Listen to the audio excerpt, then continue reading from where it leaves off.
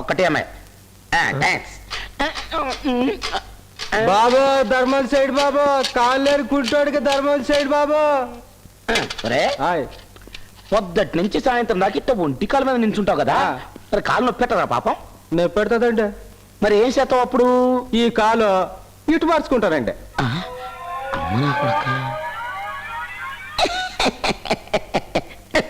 భలే తెలివైనవాడురా నువ్వు. రే, ఇలాంటి తెలివైన వాళ్ళని చూసినప్పుడు నాకు ఎలా అనిపిస్తుందో తెలుసా? ఏమనిపిస్తుందండి? ఈ డబ్బులన్నీ ఇలా తీసుకొని ఇలా జేబులు వేసుకొని ఈ గిన్నె ఇలా తీసుకొని ఇలా ఎసిరేసి ఇలా వచ్చి రే మనతో పెట్టుకోబాకు. అమ్మాయి గారు, కొబ్బరికాయ కొట్టాలని వచ్చారా? నిన్ను కొట్టింది కుళ్ళిపోయింది, అందుకే సంగీతం రావడం లేదు. పోనీ ఇప్పుడు కొట్టచ్చుగా. మంగళం కౌశలేంద్రాయ మహనీయ గుణాత్మనే చక్రవర్తి తనూజాయ సార్వభౌమాయ మంగళం. ఆరతి తీసుకోండి అమ్మాయి గారు.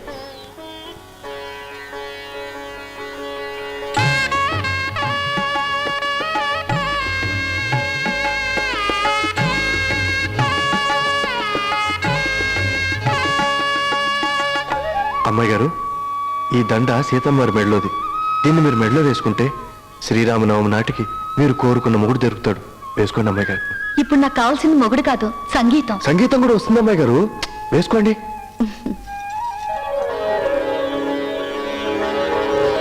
అమ్మాయి గారు, నేను పాట రాశాను, ఇది మీ సంగీతం మాస్టర్కి ఇచ్చి మీకు నేర్పమని చెప్పండి.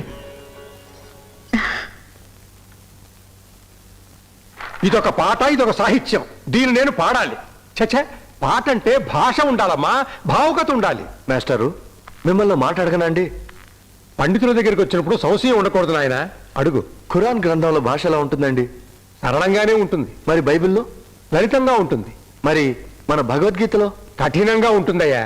శ్లోకాలు ఓ పట్టాను అర్థమై చావు. అదే మాస్టారు, ఇతర మతాల వాళ్ళు తమ పవిత్ర గ్రంథాల్ని పామర జనానికి అందుబాటులో ఉంచితే మనం మన పవిత్ర గ్రంథాల్ని పండితులకే పరిమితం చేశాం. ఉపనిషత్తుల్లో ఓం సహనావవతు సహనౌ భునత్తు సహ వీర్యం కరవావహే తేజస్వినావధీతమస్తు మా విద్విషావహే ఓం శాంతి శాంతి శాంతి. ఇది ఎవరికైనా అర్థమవుతుందా మాస్టారు? మీరు ఎగతాళి చేశారే ఆ పాట, అది ఎన్నో ఏళ్ల నుంచి జనం నోళ్లలో నలుగుతున్న పాట, జానపదం.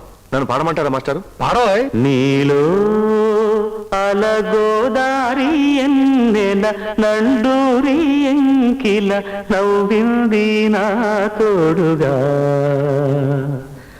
నీలో అలగోదారి ఎన్నెల నండూరి ఎంకిల నవ్వింది నా తోడుగా.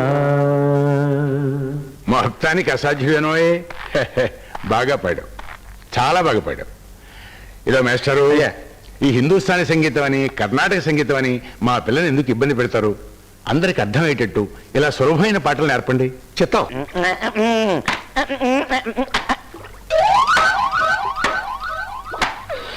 భలే ఛాన్సులే.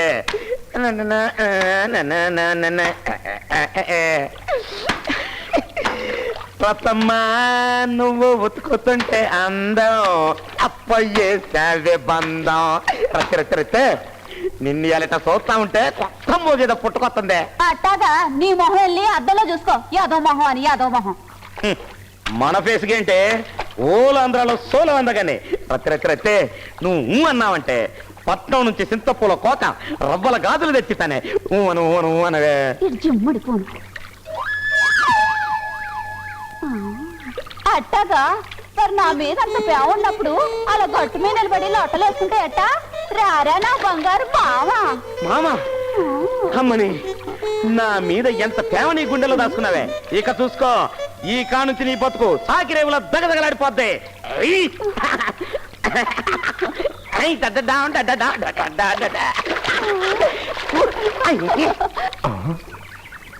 అమ్మ బొమ్మరిది, ఎన్నాళ్ళకి నా చేతికి దొరికేవరా? రత్తి మావా, వాడు వచ్చేస్తున్నాడు. ఎవడే కొమ్మ తీసిన మూడా? కాదు, మీ బావా. అమ్మో, మా బావ ఎల్లప్పుడు ఇటు వస్తున్నాడేంటి? ఈ విషయం మా అక్క చెప్పాడంటే డొక్క దించేస్తుంది. రత్తి నేను ఈ నిన్నలో తొంగుంటాను, నువ్వు నన్ను సాగిమంలో వాడుకోయే. మరి మునుగు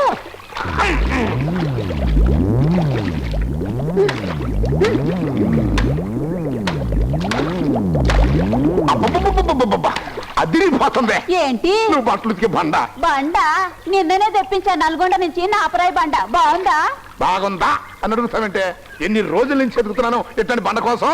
ఎందుకు బట్టలు ఉతకటానికా అవుగా అన్ని లేఖి మాటలు మాట్లాడతాం. బట్టలు ఉతుక్కోవడానికి కాదు, ఈ కొడవలకి పదులు పెట్టుకోవడానికి. రాస్తే ఈ బండ మీద గాని ఈ కొడవలకి పదును పెడితే యాక బిగిని ఎకరం పొలం కోసదులు మారేయచ్చు. అది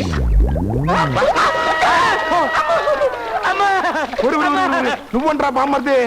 నేనే మా అక్కకి ఇష్టమని మొళ్ళతో నీళ్ళలో మురిగి మట్ట గడితలు పడతా ఉంటే కొడవలో ఒకటి తీసుకొని ఇచ్చిన నువ్వు కూర చేయాలని చూస్తావా? ఉండు మా అక్కకి చెప్తాను. అంత పెనం మొహం నాయాల చీర కనపడింది కదా అని ఓ ఎగేసుకొచ్చి చెరువులో పడేసి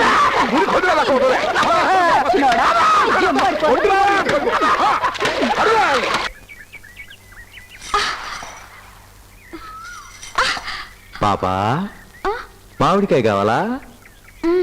నేను కొమ్మంస్తాను, నువ్వు కోసుకో.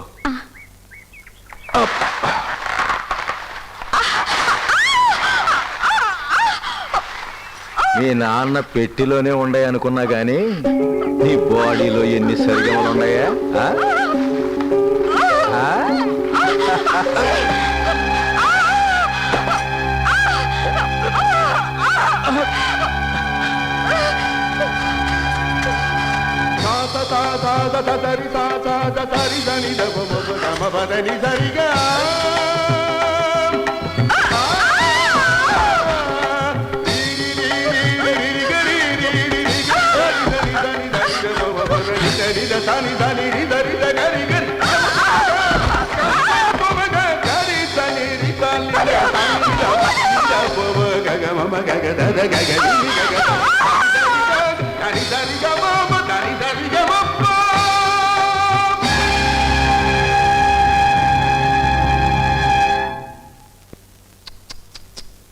డేట్ మారినా మీ పేదోళ్ళ పేట మారలేదయ్యా. మారటం మీ చేతుల్లోనే ఉందండి.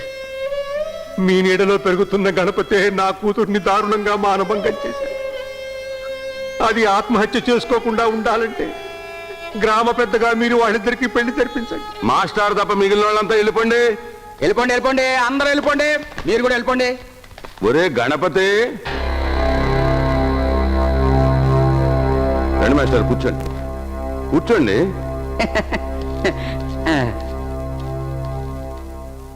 చూడు సంగీతం మాస్టారు, ఎవడెవడు ఎక్కడెక్కడుండాలో ఆళ్ళాళ్ళు అక్కడక్కడ ఉండాలన్నదే భగవంతుడు నేను చేసిన ఏకగ్రీవ తీర్మానం. నీది గణపతి గారిది ఒక కులం కాదు. గ్రామ పెద్దగా నేనే కులాలు జాతులు పట్టించుకోకపోతే ఊరు వల్లకాడైపోద్ది. అందుకని ఇది శివుడు కంఠంలో దాచుకున్న విషం టైప్. నిమిషంలో లైఫ్ ఫినిష్ అయిపోద్ది. చెడిపోయిన పిల్లగా నీ కూతురు బతకడం నీకిష్టం లేదు, గ్రామ కట్టుబాటు చెడగొట్టడం నాకిష్టం లేదు. అందుకని ఈ విషం తీసుకెళ్లి నీ కూతురికి పిల్ల చచ్చిపోద్ది, ఊరి సమస్య తీరిపోద్ది. సింగిల్ డిఫరెన్స్ ఏంటంటే నీ కొంపలో సింగిల్ మెంబర్ తగ్గిపోద్ది, అంతే. సంగీతాన్ని అమృతంతో పోలుస్తారు ప్రెసిడెంట్ గారు. అమృతం తాగించే ఈ చేతులతో విషం తాగించమని సెలవిస్తున్నారా? నువ్వు పెట్టా గంభీరంగా డైలాగులు చెప్పావనుకో, రేపు మా పెదపాలేరుగాడు ఎట్టాకు చెడిపోయావుగా పాప, నా ఒళ్ళోకి రా అంటాడు. ఇక మా చిన్నపాలేరుగాడు శీలం సితికిపోయాక ఎంతమంది అతుక్కుంటే ఏముందిలే అని మొహాటేసుకుంటాడు. సంగీతంలో సప్త స్వరాలున్నాయి, మనిషికి సప్త వ్యసనాలున్నాయి. కానీ మీలో సహస్రం తెలివితేటలున్నాయి. తొరవారు నా కూతుర్ని పడక మీద కంటే పాడ మీద చూసుకోవటం ఏం మంచిది.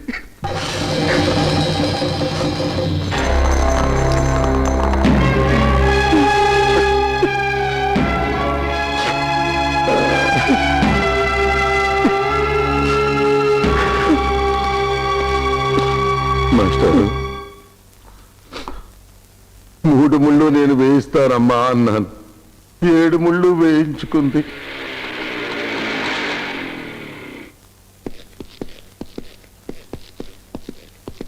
ఈ అమ్మాయి మరణం సహజమైంది కాదని మాకు రిపోర్ట్ వచ్చింది.